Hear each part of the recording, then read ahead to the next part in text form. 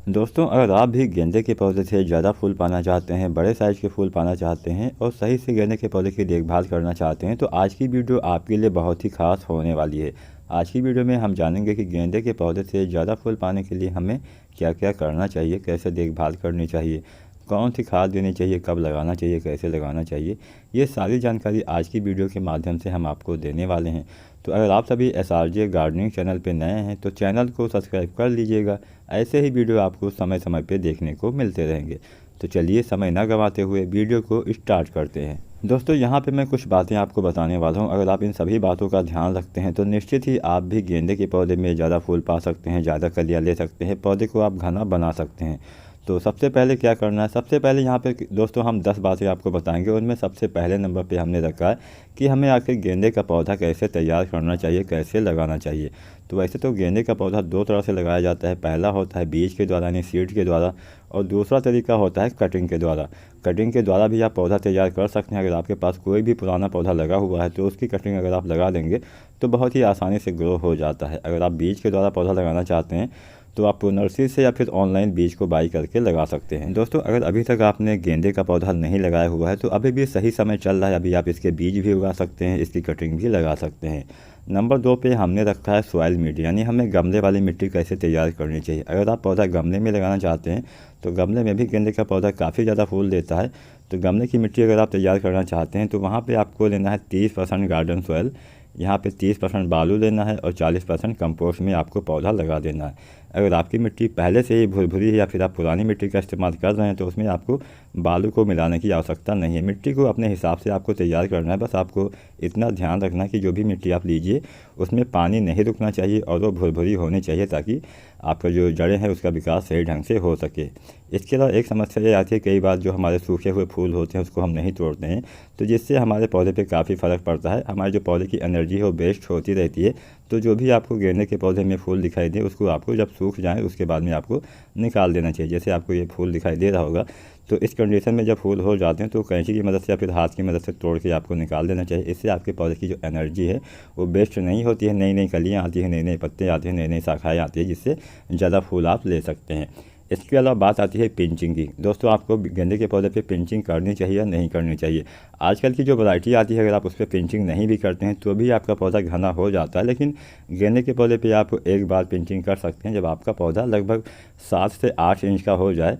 जब आपने कोई बीज उगाया है, बीज वाला पौधा जब 7 से 8 इंच का हो जाता है तब हम पौधे की पिंचिंग कर देते हैं। गेंदे के पौधे पे अगर आप बार बार पिंचिंग करते हैं तो उससे एक नुकसान ये होता है कि जो पौधे के फूल होते हैं वो काफ़ी छोटे हो जाते हैं। तो बहुत ज़्यादा बार आपको पिंचिंग नहीं करनी होती है, केवल एक बार ही आपको पिंचिंग करनी चाहिए।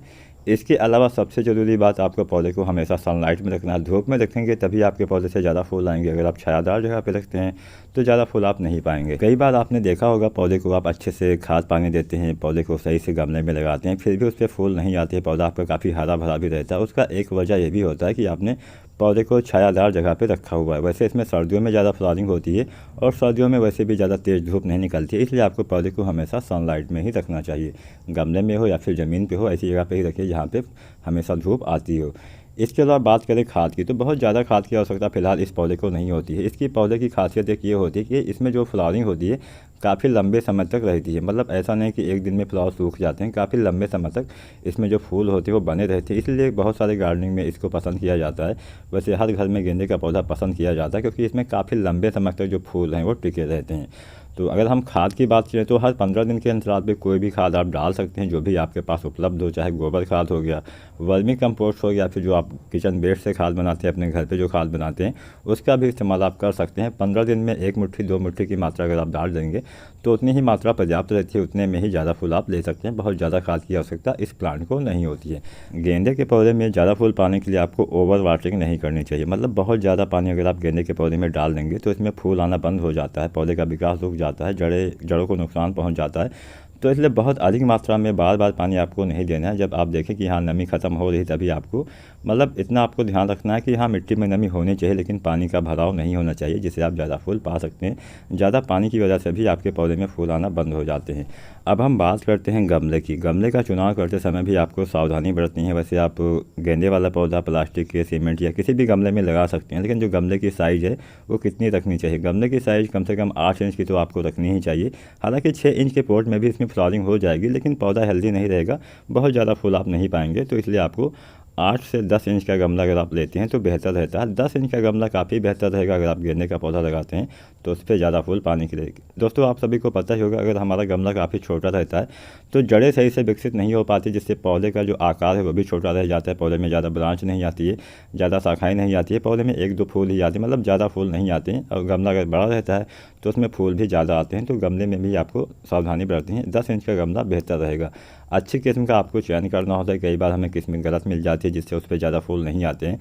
तो इस बात का भी आपको ध्यान रखना है कि आपको अच्छी किस्म का ही चयन करना है। कुछ अच्छी किस्में जैसे अफ्रीकन मैरीगोल्ड हो गया, फ्रेंच मैरीगोल्ड हो गया, ऐसी बहुत सारी किस्में आती हैं, तो इन्हीं का चयन आपको करना चाहिए। अगर आप नर्सरी से कोई पौधा लाने जा रहे हैं तो आपको इस बात को कंफर्म कर लेना है कि यह अच्छी किस्म का है। कोशिश कीजिए जब इसमें फ्लावरिंग हो रही हो तभी आपको पौधा लेना चाहिए।